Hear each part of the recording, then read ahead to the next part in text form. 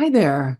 Today I'm going to talk about generative AI in relation to future technology and its interaction with blockchain and digital marketing, and how this affects the bottom line and where we go from here. How networking keeps women, men, and non-binaries focused on the present and their future place in this evolving tech space through education. This talk should interest those with an analytical mind, who want a safe and calm place to learn about future technologies within such a dynamic environment. My name is Bonnie Collins of Business Transformation Consulting. I'm a consultant for businesses in generative AI and digital marketing, and a blockchain consultant based in New York, helping businesses update and systematize their processes to save costs. I'm also the North American ambassador of Women Blockchain Talks, and today's talk will focus on how I've been able to use generative AI in content marketing for the world's top online marketers, what is Bitcoin and how to learn more about Bitcoin, and what is blockchain and Web3. You see, with an understanding of blockchain technology from my work as a blockchain consultant, a couple of years ago, I set out to understand how this new generative AI technology could apply to my work in digital marketing. I embarked on a pioneering project for one of the most prolific and award-winning content online marketers in the world. Here are the key learning goals in this talk. First of all, generative AI in content marketing. Secondly, generative AI in blockchain and Web3, and then learning more about blockchain and Web3. Generative AI refers to a subset of artificial intelligence technologies that can generate new content, ranging from text and images to music and code, based on the data they've been trained on. This is achieved through machine learning models, particularly neural networks that have been trained on large data sets. The generative aspect means that these AI systems are not just analyzing or processing existing data, but are creating entirely new outputs that didn't exist before.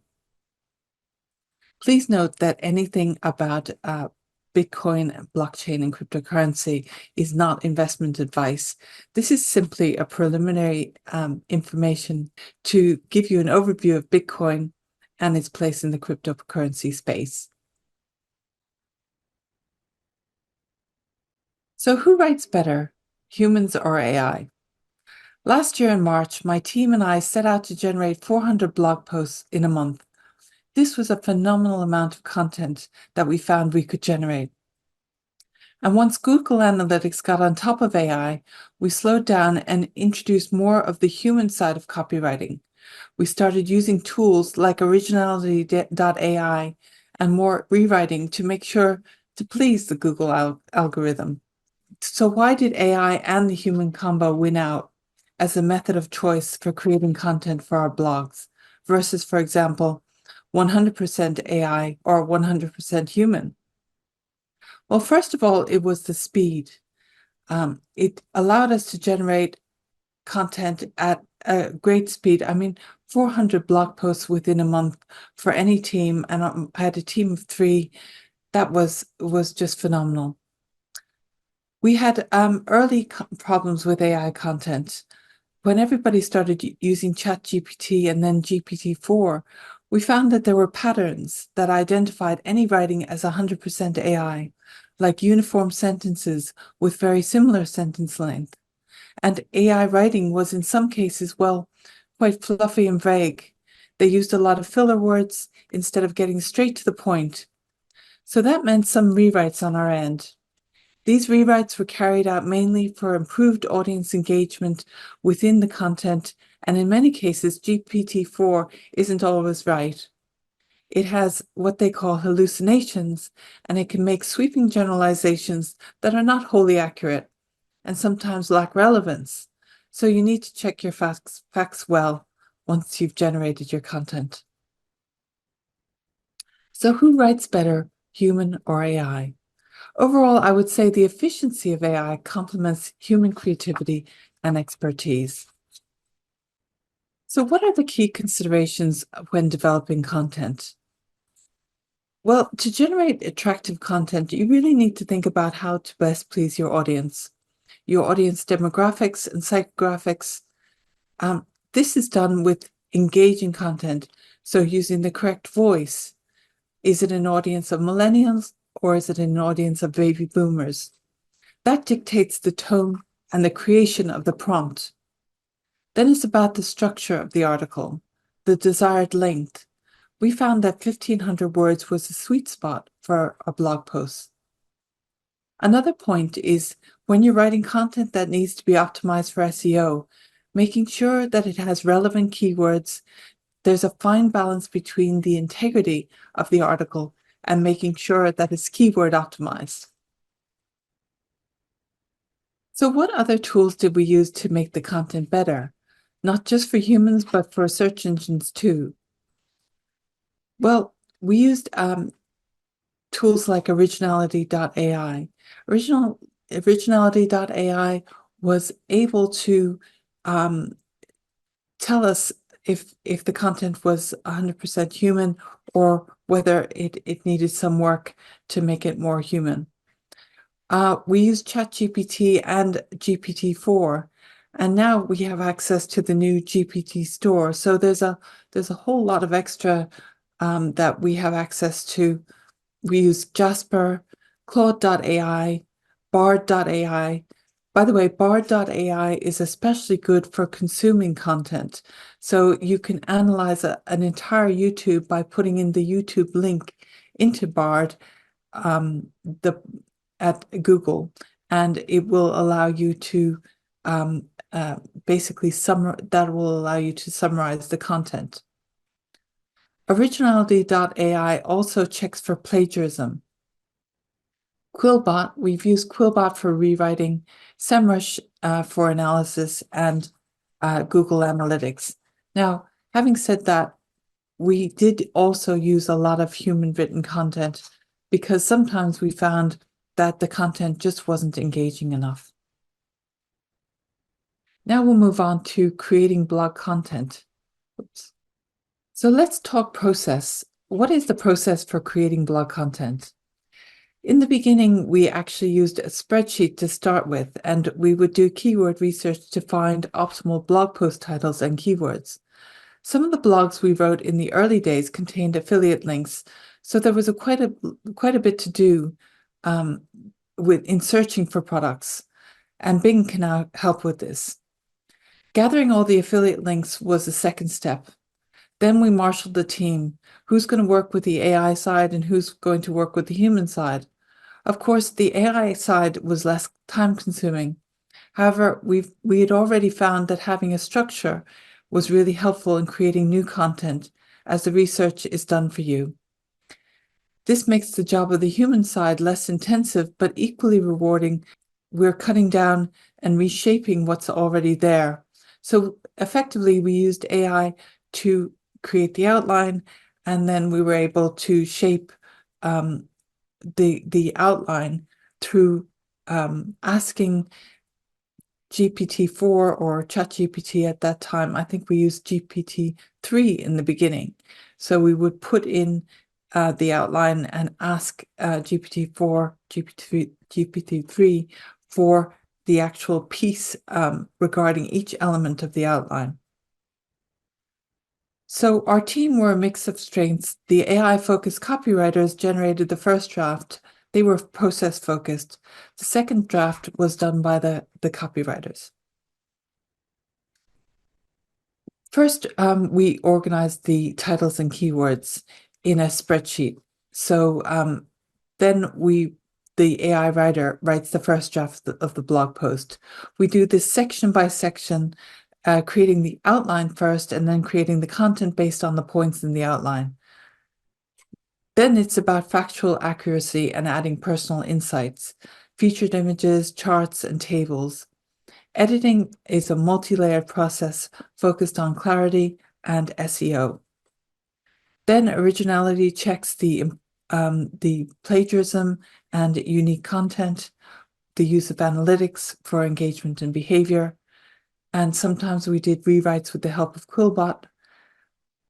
For SEO elements, we used details focused on optimizing titles, description, and keywords. And for post-publication analysis, we used metrics and feedback for the ongoing content improvement.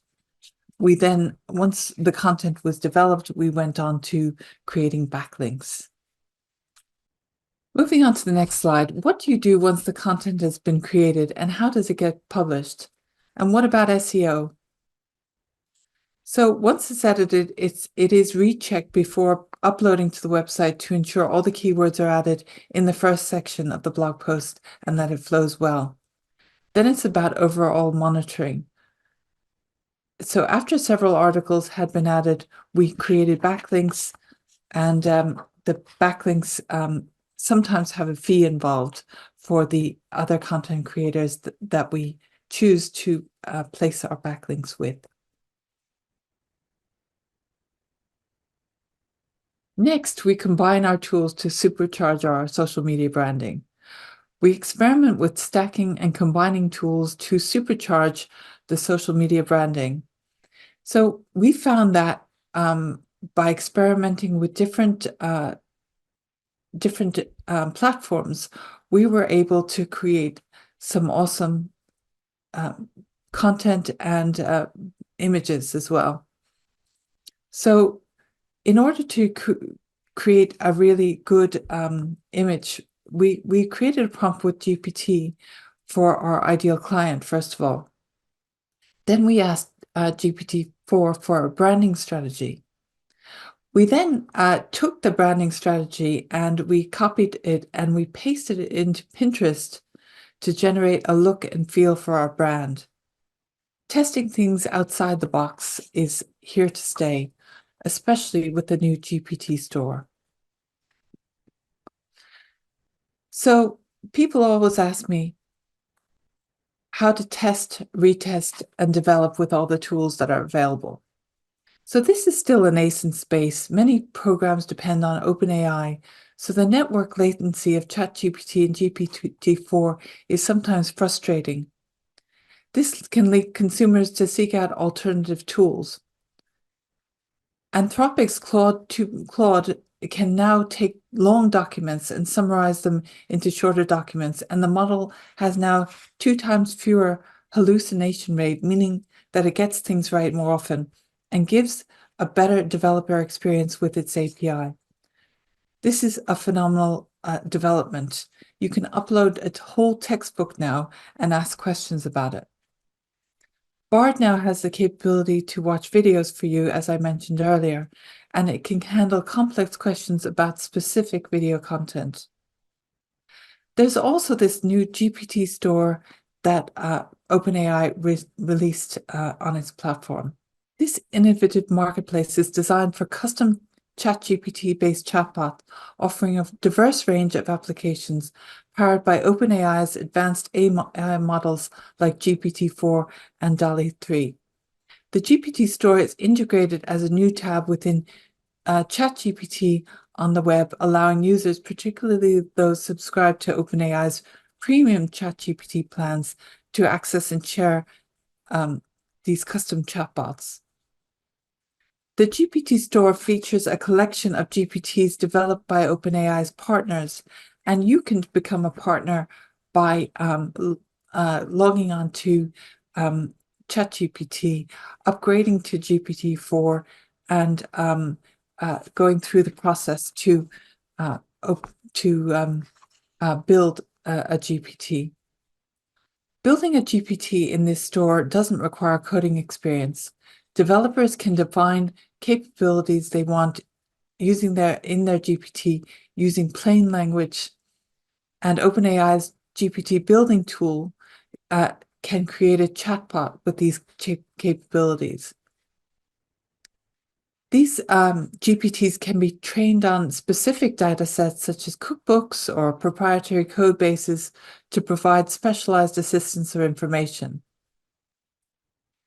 There are already several notable GPTs at the launch of this, such as Khan Academy and a trail recommender from All Trails.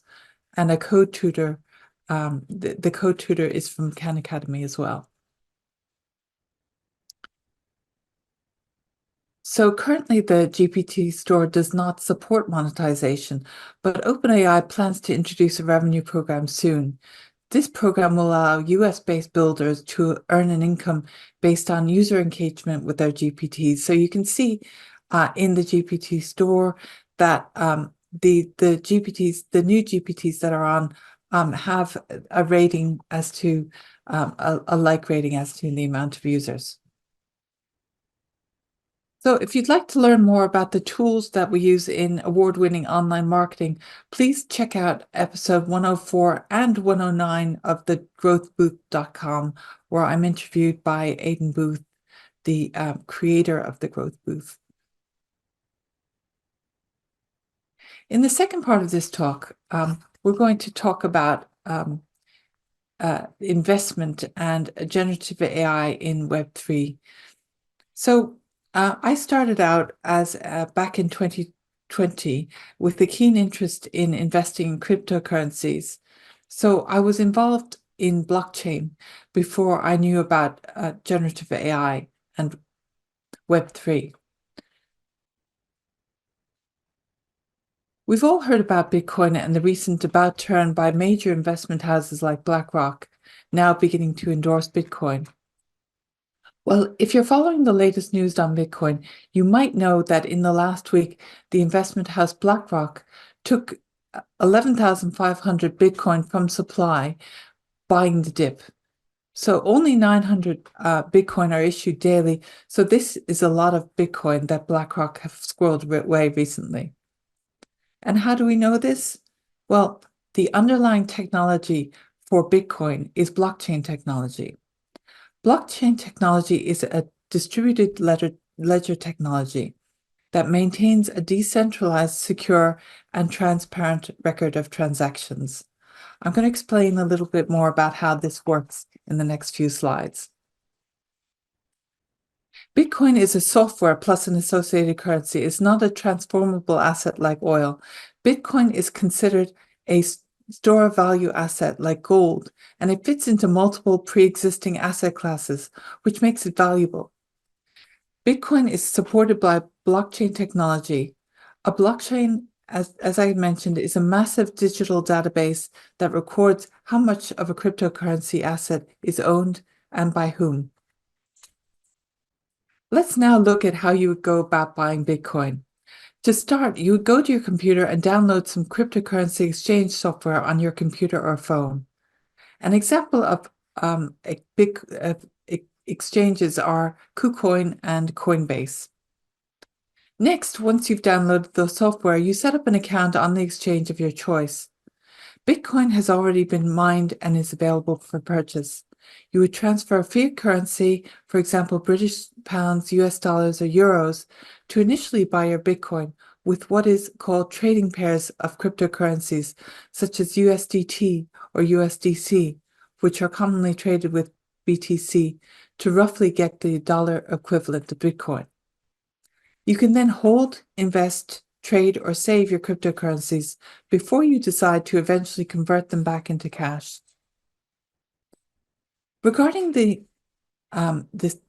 systems that are the foundation of the platform where Bitcoin is traded, we're going to look at decentralized versus centralized control.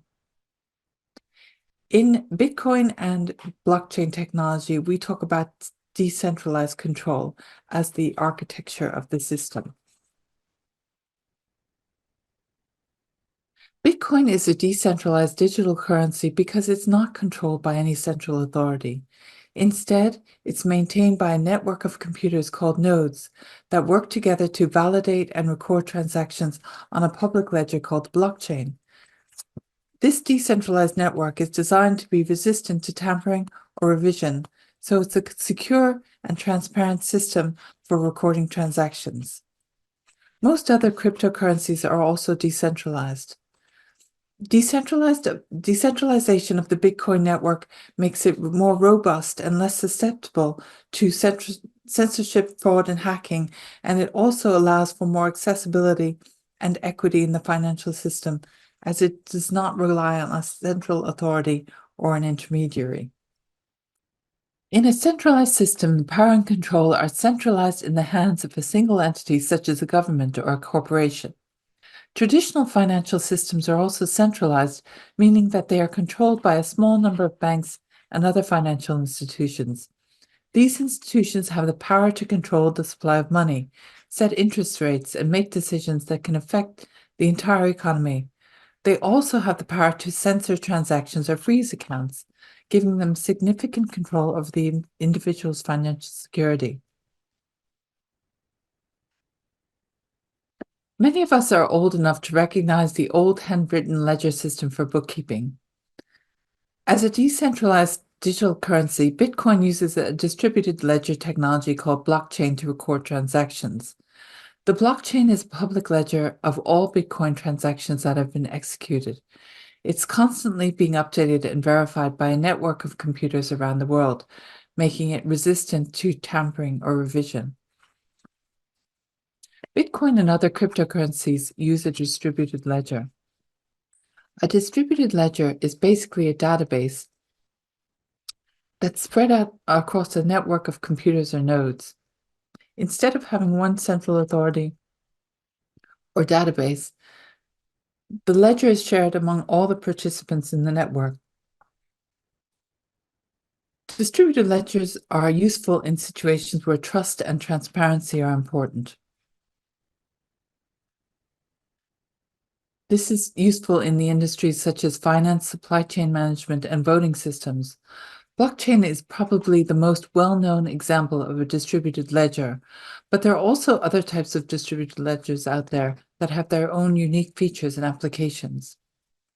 When a transaction is made, it is broadcast in the network and verified by multiple computers called nodes. Once a transaction is verified, it's then added to a block, which is then added to a chain of previous blocks, creating a permanent and unchangeable record of the transaction. Each block contains a unique code called a hash that links to the previous block. The hash also includes the transaction data, ensuring the integrity and authenticity of the transaction. The Bitcoin ledger is maintained by a decentralized network of nodes that are incentivized to participate by receiving newly mined Bitcoins as reward. This creates a decentralized system where no single entity controls the ledger and the transactions are transparent and secure. Okay, so we know that Bitcoin is built with a distributed ledger technology, and it's also public, and any computer at any time can access it. Here are some other characteristics of Bitcoin. It's cryptographic. This means that all the data is encrypted with an infallible computer-generated code. It's immutable, unchangeable. It's impossible to delete anything from it since the blockchain database is always being synced with and recorded on a worldwide network of computers. The next thing about Bitcoin is that it's always growing. Each Bitcoin transaction is now recorded to form a new block.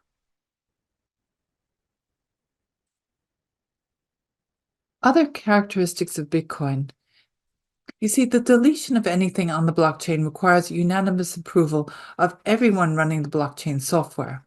It's getting harder for criminals to cover up foul play because everything is recorded.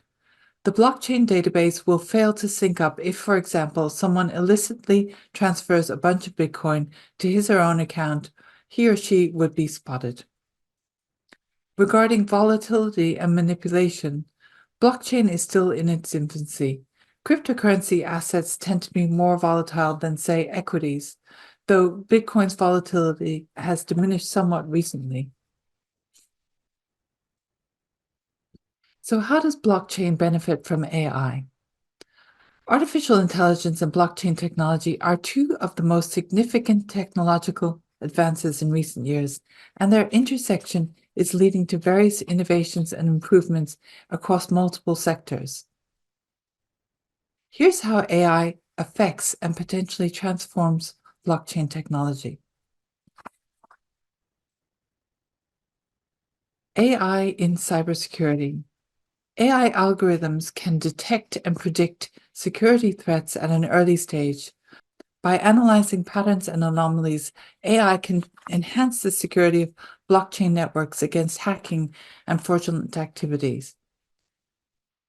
Given that blockchain relies heavily on security for its integrity, especially in financial contracts and smart contracts, AI-driven security measures can make blockchain networks even more robust and trustworthy.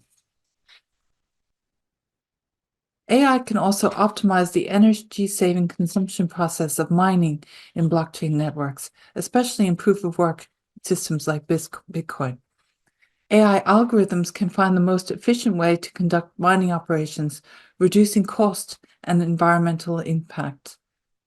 This can lead to more sustainable and cost-effective blockchain networks, addressing one of the major criticisms of some blockchain technologies regarding energy consumption. I always like to think of smart contract as a written agreement written into code so that the compliance within the contract is baked into each ledger transaction. AI can automate complex decision-making processes and can learn to adapt from data. Integrating AI with smart contracts on blockchain networks can lead to more advanced intelligent contracts that can automatically adapt to new information or conditions, which would make them more versatile and powerful. AI is also excellent at analyzing large volumes of data to extract insights, trends, and patterns. With blockchain storing vast amounts of transactional data, AI can analyze this data to uncover insights into consumer behavior, financial trends, supply chain inefficiencies. This can be particularly useful in industries such as finance, logistics, and marketing. In terms of regulatory compliance, AI can automate the process of monitoring and compliance with various regulations, which is essential in financial and other sectors.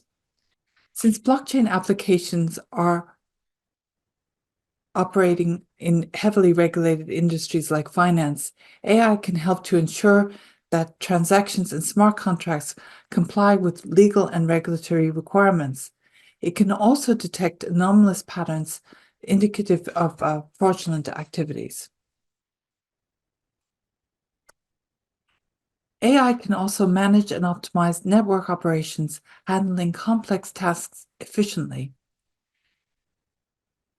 In this, it can optimize blockchain networks as they scale, maintaining performance and efficiency even as the number of transactions and the number of participants grows. AI can also tailor experience based on user behavior and preferences. It could enable the creation of more user-friendly and personalized blockchain interfaces and metaverse experience, leading to the increased adoption across various user demographics.